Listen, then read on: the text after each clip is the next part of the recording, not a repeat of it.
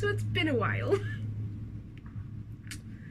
And you know, just as I felt I was finding my voice on BookTube, finding my shitey editing style, was being myself and letting people see that, you know, I don't mind sharing my true, mostly negative, grumpy opinions, I decided to like leave for ages because uni was a thing that was stressful. And I was like, what is the most on-brand way to come back to BookTube? Do I do a hate reading video? Do I just sit and bitch about all the reasons BookTube is problematic? Tempting. But no, in the ultimate Lauren hates reading, hates the world way, I am doing the Mamma Mia book tag. Look, okay?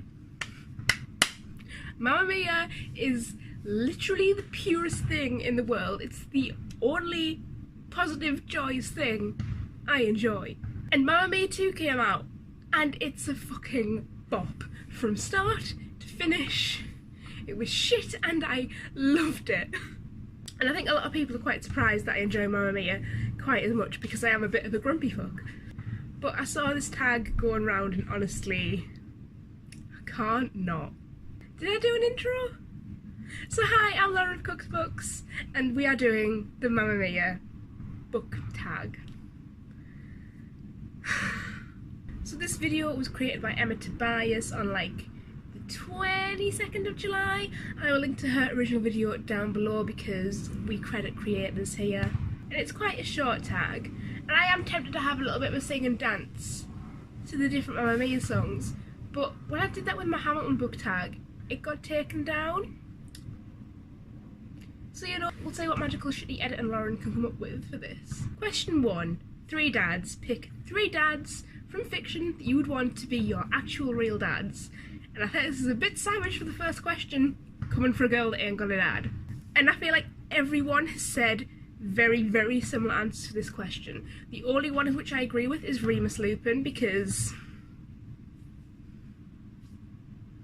as much as I am in not a good relationship with Harry Potter at the minute, as angry as I am, which, you know, I could do a whole rant video about if anyone feels the fancy of, Remus Lupin was a pure character that has been trapped and bedraggled by his relationship, his ties to Harry Potter. Remus Lupin would be the best dad, and I think that is the ultimate tragedy of Harry Potter, is that he never got to be a dad to Teddy. I'm just going to say what I want for this question at this point because I can't think of any others. Bruce Dickinson, the lead singer of Iron Maiden, which is my favourite band in the world, wrote an autobiography recently and I've started it, and he's just such a dad that, like, be my dad. So there's 2, but honestly, in fiction, family is so underdone and so underrepresented that I'm really struggling to think of any actual dads in fiction, especially in YA, because everyone's like a tortured orphan or like beaten. That, like, there's not that many good male parental figures. Obviously I'm not Sophie enough for the situation, I can literally only think of 2 dads. A book that would make a fab musical. Come with me on this.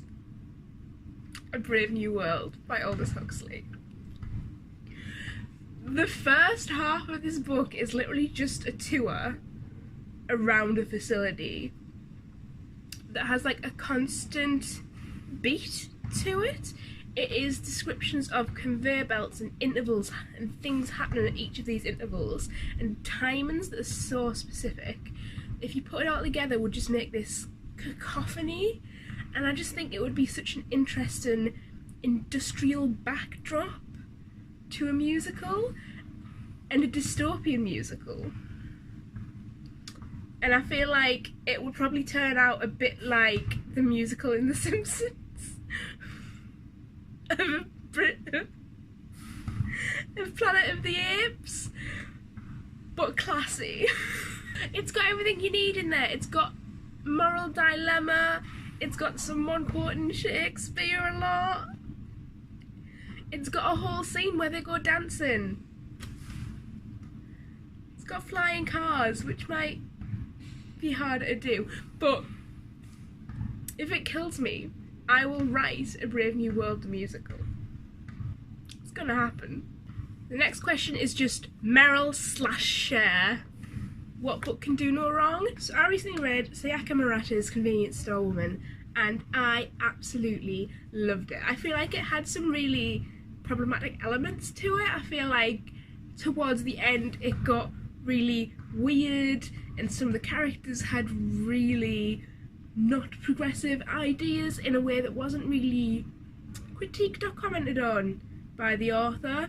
But I loved it so much, and it felt so pure that I overlooked that when in any other book I might not have done. So for me, that's a book that didn't do any wrong, even though it did.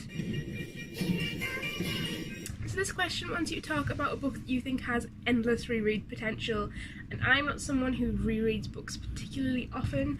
I think I've only reread 3 books in my life, one of which was The Strange Case of Dr. Jekyll and Mr. Hyde, which I adore. The other one was Animal Farm, which I also love. And the third one is Radio Silence by Alice Oseman, which I'll grant you is a little bit different from those two. It is quite a contemporary YA novel, but it is the first time I saw a sexual representation in a book that was accurate to how I saw myself on the spectrum. It just resonated with me a lot, and I have loved Alice Oseman since her very first novel came out, but I just think that she is an incredible writer, and she really understands YA because she is only like 21, 22 herself. She's only actually maybe about 24 now, a couple of years older than me, and it was the first time I felt like anyone in my age group had been properly represented, because you sometimes get the little bit too witty Joss Whedon in Buffy kind of patter between YA characters that I just find really disingenuous and really cheesy, but Alice just, she gets it, and I will stan Alice Oseman until the day I die.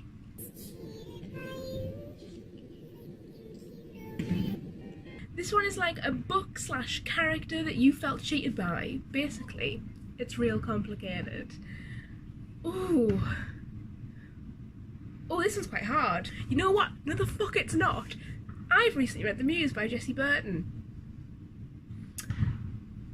Now, I bought The Miniaturist. Everyone told me it was shit, so I never read it, and I was like, I'll wait for a second novel to come out. That's probably going to be really good, because she's had time to grow. And the premise was amazing. It was like 2 women separated by time, so you've already got funky timelines going on. One progressing forwards, the other one is kind of like looping around a little bit, which like I'm here for. And they are both somehow linked to the same painting and the mystery of this painting, and that sounded so incredibly amazing. And it was about a woman coming to London, trying to make her way. I know I'm only from the northeast, but I thought, oh, I can relate to this.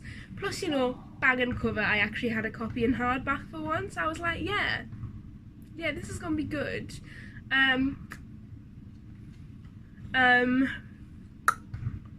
Yeah, it wasn't good. I found it really unfeminist, is that a word? I found her feminism problematic, is how I would phrase it. Especially to do with, oh hello giant wasp. Especially when it came to accent and dialect features, which, as you know, is quite an interest of mine in literature and in writing. So when accent was used to mark someone as less, I wasn't really a fan, to be honest. A book that made you want to be a dancing queen.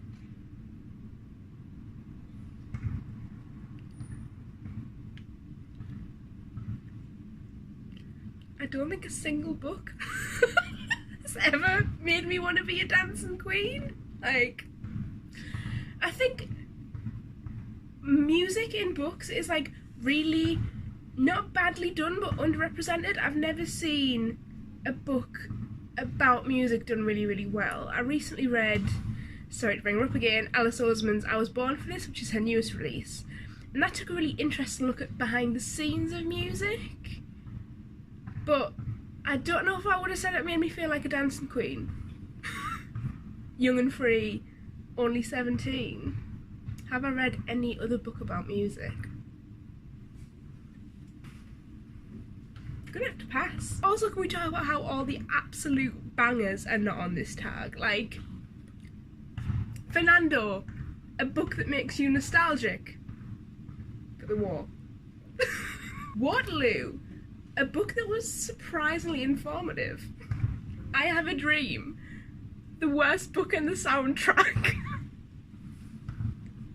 Andante, translated fiction. Thanks for watching this shit show. I'll see you again soon. Bye.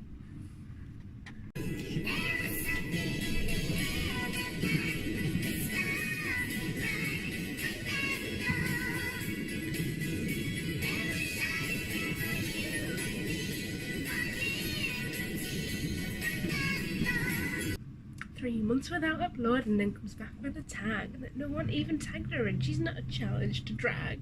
Hi, I'm Laura Cooks Books and I am unable to do an intro anymore.